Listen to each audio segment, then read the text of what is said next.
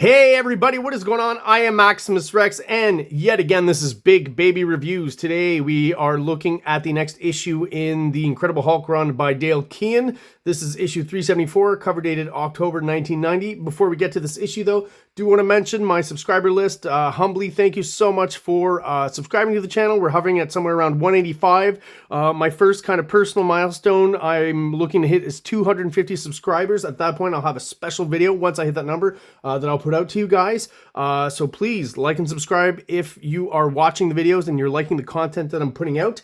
Took a quick look at my analytics. 11% of my viewership are subscribed.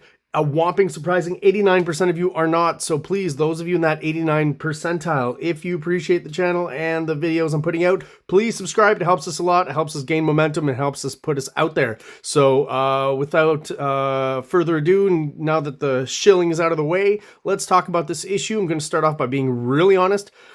Maybe not a long review today, just because, man, it is a slodge getting through these issues. As much as I love Dale Keown, I think I mentioned it before, I discovered him a little later on this title, around the 385 kind of mark, and the art to me was already way more exciting, way more, towards the image style that he would fully develop once he was on Pit. So this is like just, oh man, it's really hard to get through these books for me, so I'm not going to spend too much time on this.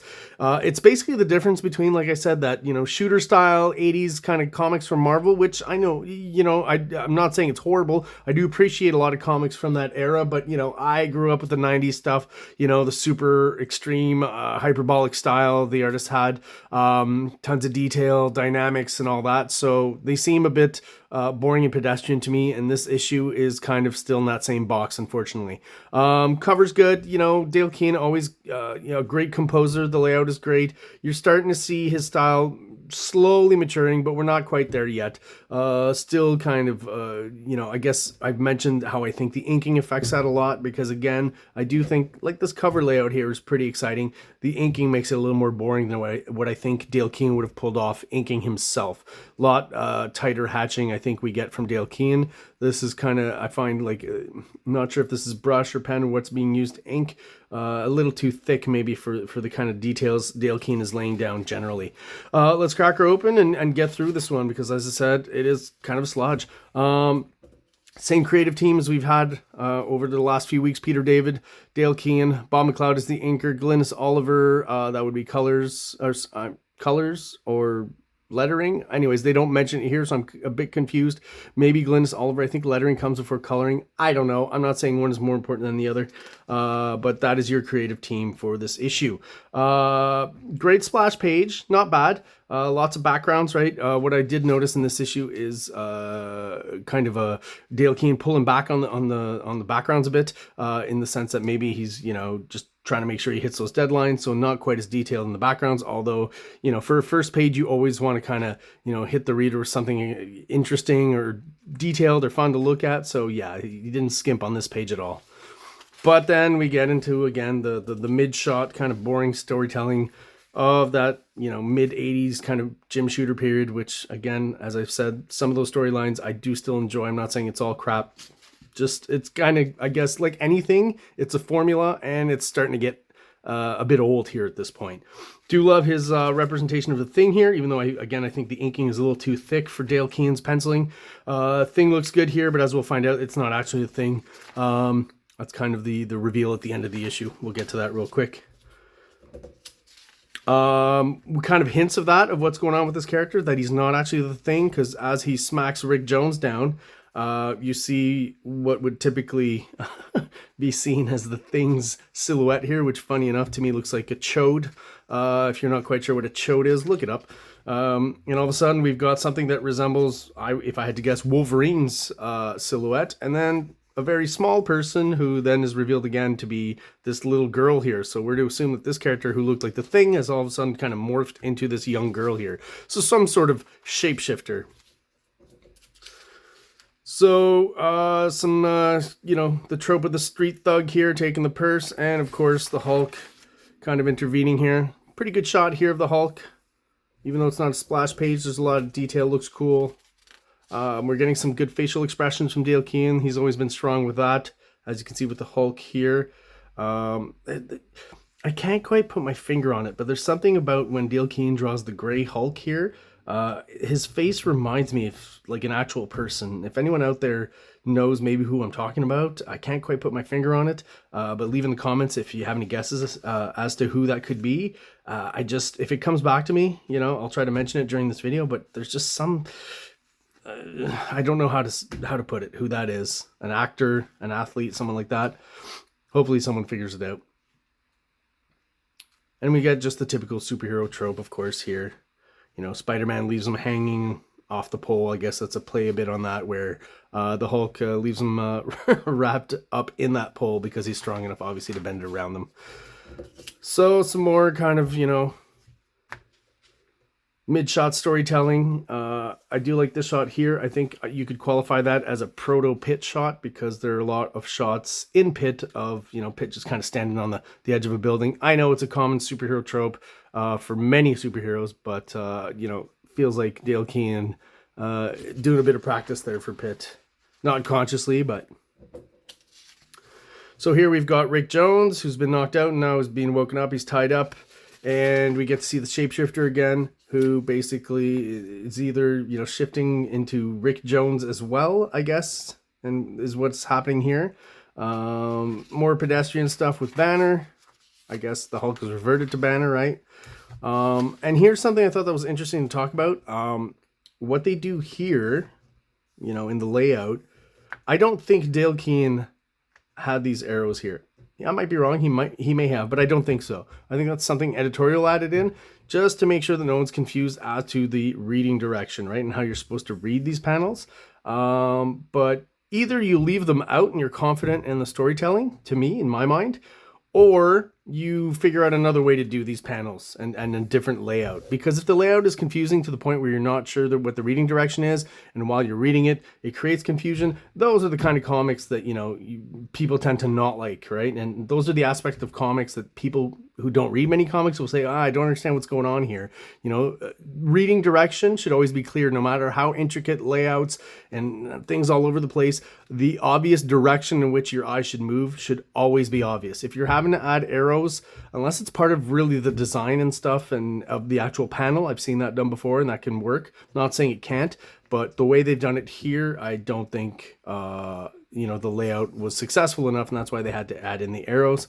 So to me, you redo that layout to make it clear instead of throwing in arrows. But again, monthly comics on a deadline, concessions must be made, I guess. You know, ultimately the artwork's still pretty stellar overall, right? One little kind of hiccup with Dale Keown, you know, I don't want to give him too much shit because he's just an amazing artist.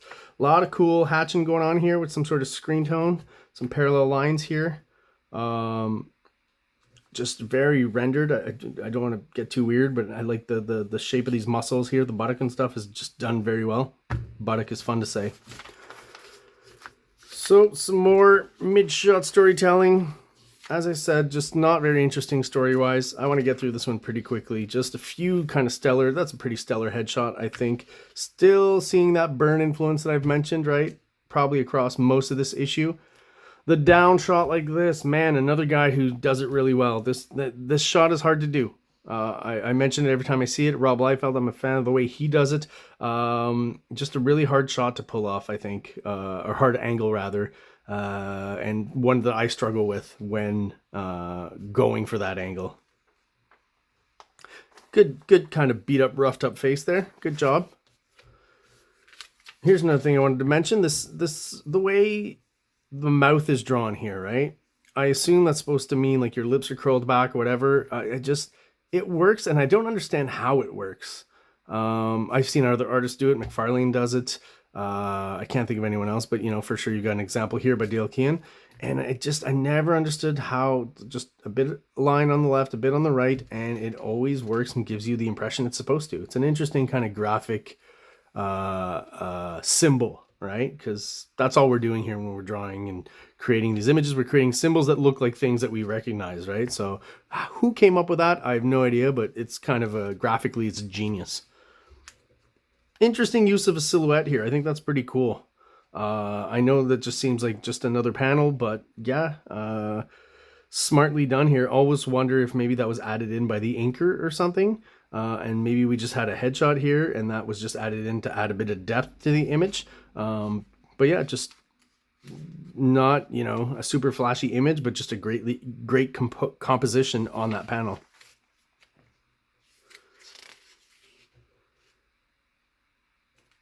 So here we go. Some more mundane storytelling, and of course the big reveal. Thing comes back, but of course not the Thing.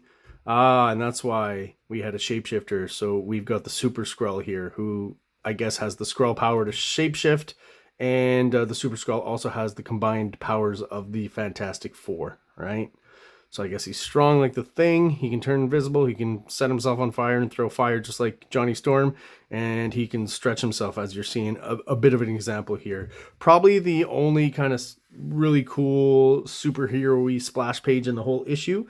Great job. I think we're getting a little more of the Keown hatching here. Little lines seem to be getting a little bit thinner. But I really can't wait. This is still Bob McLeod inking. I can't wait for the next inker, who is, I'm pretty sure, Mark Farmer, to jump on. I think that's the point where the art really does kind of take a step up. I might be wrong, but we'll see as we move along once we get to those issues, if that is obvious. I am jonesing, though, for some more extreme Dale Keown, because, again, just really hard to get through this issue just because the artwork from a great artist, but just very, I'll use the word I've used before, kind of pedestrian on this issue here. But great things are to come, so we're going to hang in there. And once we get past about 380, the artwork, I think, in and around that point takes a huge leap forward, and that's what I'm looking forward to talk about most. So there you have it, The Incredible Hulk, issue 374. Do you have any comments, concerns, or questions? Feel free to leave your comments below. I try to answer as best as I can. And obviously any questions I've asked during the review, rather, if you have answers, please let me know. I love to do research and look into obscure parts of the internet to find that information. So if you're like me, send me those links. So that is it for today. Thank you so much for viewing, guys, and hope everyone out there has an awesome day. Like! Subscribe! Like! Subscribe!